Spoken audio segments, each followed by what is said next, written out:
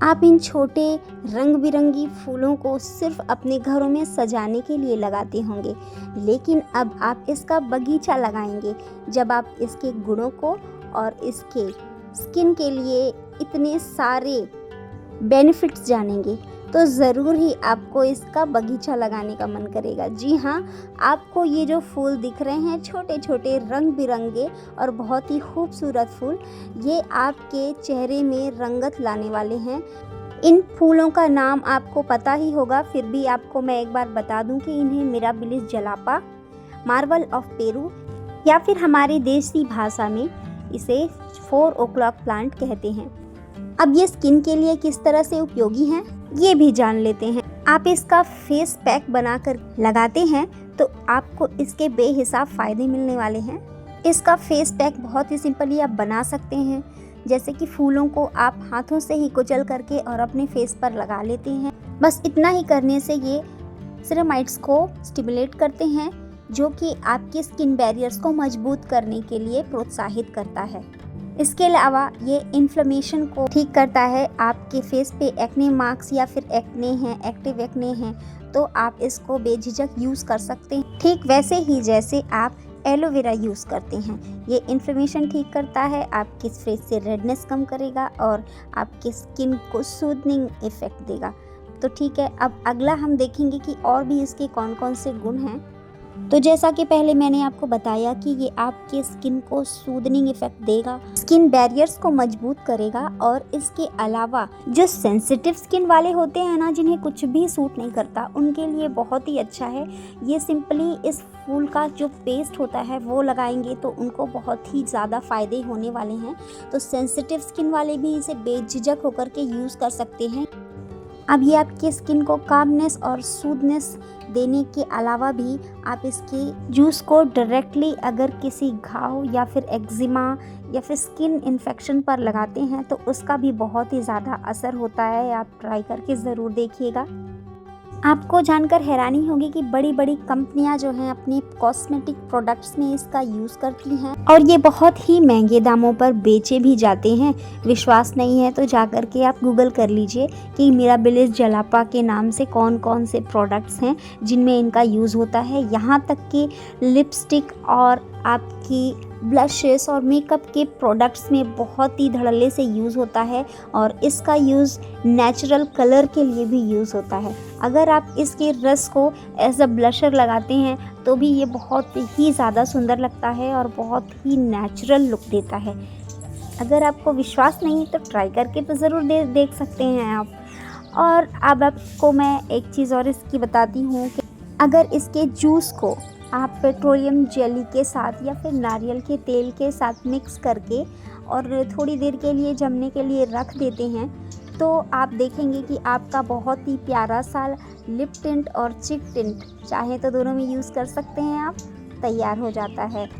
और आप जान करके हैरान हो जाएंगे कि इसके यूज़ केवल स्किन प्रोडक्ट्स के लिए ही नहीं, मेडिसिनल प्रोडक्ट्स के लिए भी यूज़ किए जाते हैं। जैसा कि आप यहाँ पर देख सकते हैं, मैंने बहुत अच्छी तरीके से स्क्रीनशॉट लगा कर रखा है कि जो भी मैंने स्टडीज़ की हैं वो उसका प्रूफ है।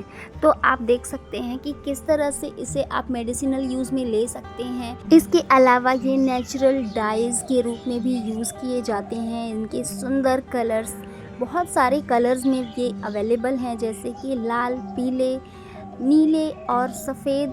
अब चूँकि इसे as a natural dye use किया जाता है फूड कलरिंग के लिए, तो हम इसे अपने स्किन प्रोडक्ट्स पर भी बेझिझक होकर के यूज़ कर सकते हैं। इसमें कोई भी हार्मफुल इफ़ेक्ट नहीं होंगे इसके।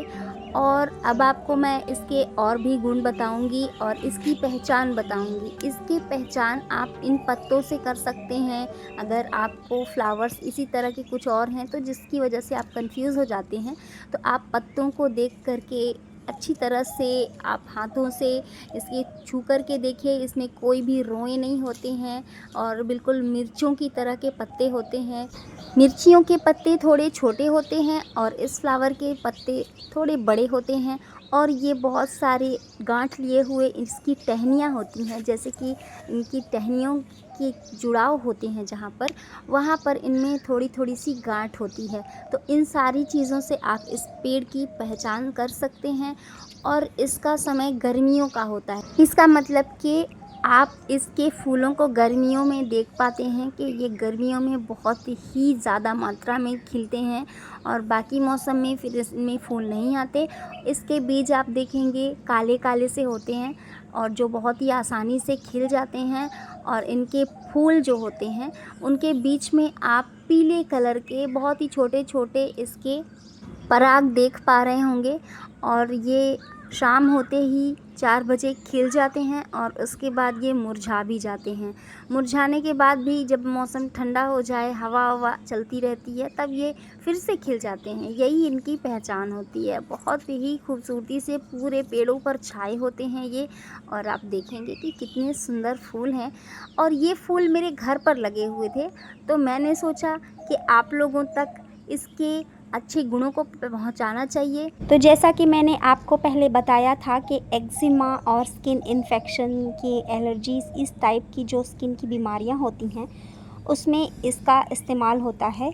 तो मैं बता दूं कि ये जो हरी पत्तियां हैं इनको पीस करके और एक्जिमा, बाकी के फंगल इन्फेक्शन और बाकी के जो स्किन डिसीज़ होते हैं उसमें पीस करके आप इसका पल्प लगाएंगे तो ये बहुत ही फ़ायदा करता है। और इसके अलावा जैसे कि आपको कोई घाव हुआ है तो उसको जल्दी भरना है, तो इसके पत्तों को कुचल के इसका पल्प लगाएंगे तो बहुत ही जल्दी ये हील करता है उसको।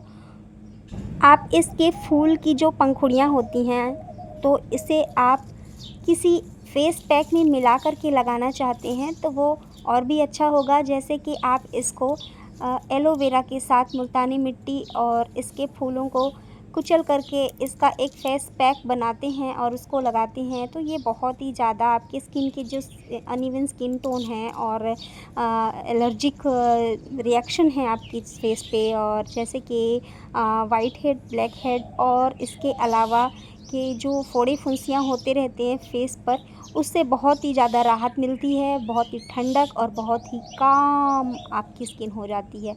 तो एक बार इसका फेस पैक भी ट्राई कीजिएगा। और ऐसे ही आप किसी भी फेस पैक में इसके फूलों को कुचलकर मिलाइए और लगाइए और इसका असर देखिएगा। आपका चेहरा बस पिंक पिंक, बस इस फूल की तरह खिल उठेगा।